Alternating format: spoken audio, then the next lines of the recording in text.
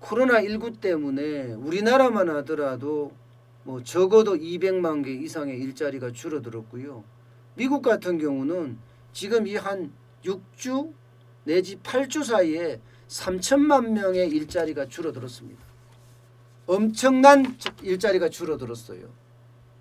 그런데 그 일자리가 영원히 줄어든다는 이야기가 계속 나오고 있습니다. 영원히. 왜냐고요? 바로 이런 것 때문에요. 지금 집에서 일하잖아요. 이제 재택근무가 일상화될 거라는 거예요. 예, 일상화될 거다. 그래서 집안에도 업무 공간이 바뀌지 않겠느냐 이렇게 말입니다. 영구적인 원격 근무나 재택근무가 완전히 미국 전체에 휩쓸고 있다는 겁니다. 코로나19가 세상을 바꾼 겁니다. IT 업체로부터 시작을 했어요. IT 업체. 페이스북이나 구글이나 트위터나 이런 IT 업체들이 먼저 영구적인 재택근무를 하겠다 이렇게 선언을 했습니다. 실제로 말입니다. 지금까지 했던 거하고 완전히 다른 애플 같은 경우 있잖아요. 애플. 그죠? 애플 같은 경우는 애플 파크라고 해서 아주 우주선 모양으로 멋있게 짓습니다. 그래서 전 세계에 있는 인재들을 거기에 모으겠다 이런 생각을 갖고 있었거든요. 애플은. 그런데 그 전략이 점점 바뀌고 있어요. 애플 파크를 짓느니 차라리 재택근무로 가겠다. 이렇게 지금 이야기를 하고 있고요. 트위터의 잭 도시 CEO도 마찬가지예요. 재택근무 앞으로 권장하겠다. 구글도 마찬가지, 페이스북도 마찬가지. 이게 구글 피차이 CEO도요. 똑같이 이야기하는 거예요. 연말까지 직원 60%는 일주일에 한 번꼴로 사무실에 나오게 될 거다. 이렇게까지 이야기합니다. 일주일에 한 번꼴로. 문제는 여기서 멈추지 않는다는 게 있습니다. 금융업계도 마찬가지예요. 원격 근무로 지금 돌아선다. 마스터카드 직원 2만 명 중에서요. 90%를 재택근무 허용을 했습니다. 재택근무. 투자은행 바클리스 마찬가지예요. 이제는 기업의 위치 전략도 재검토해야 된다. 이런 말까지 했습니다. 정부도 이런 흐름에 동참하고 있어요. 워싱턴 DC 주 정부가 경제활동 재개 지침을 발표하면서 재택근무도 권장을 했습니다. 심지어 뉴질랜드 총리는요. 아던 총리는 주 4일 근무 방식에다가 재택근무까지 해서 생산성을 높이겠다는 이야기까지 했습니다. 자, 이런 재택근무가 일상화된다는 거예요. 일상화. 여러분, 이런 재택근무가 일상화되면요.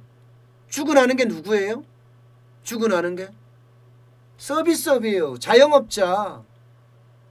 자영업자 진짜 박살납니다. 반면에 집에서 일을 하니까 그죠? 배달업은 굉장히 좋아지겠죠. 배달업은. 이렇게 사회적 지형이 바뀌는 거예요. 사회적 지형이. 지금 이미 미국에서는 그렇게 바뀔 거다. 이미 예측을 하고 있습니다. 미국 시카고 대학교의 베크 프리드만 연구소. 여기에서 말입니다. 올 4월까지 실제 사라진 일자리가 42%인데 이거 영구히 사라진다. 이렇게 말했어요. 사실 일자리가 제일 많이 사라진 것은 음식점, 술집, 그죠? 서비스직이 서비스.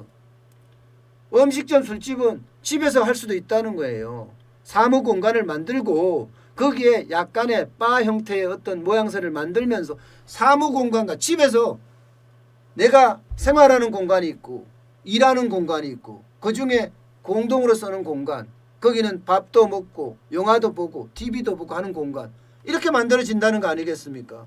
그렇게 되면 지금까지 만들어졌던 일자리들은 모두 무의미해지고요.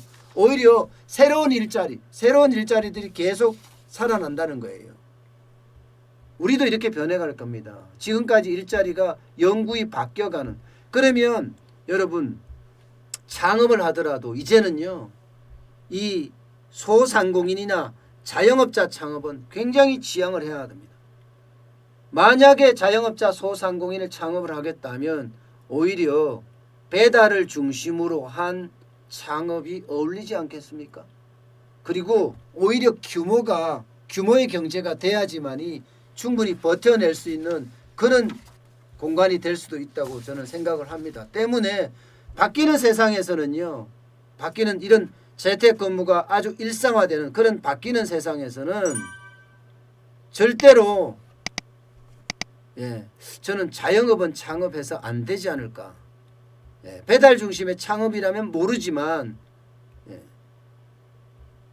일반적인 오프라인 창업은 굉장히 지양을 해야 된다.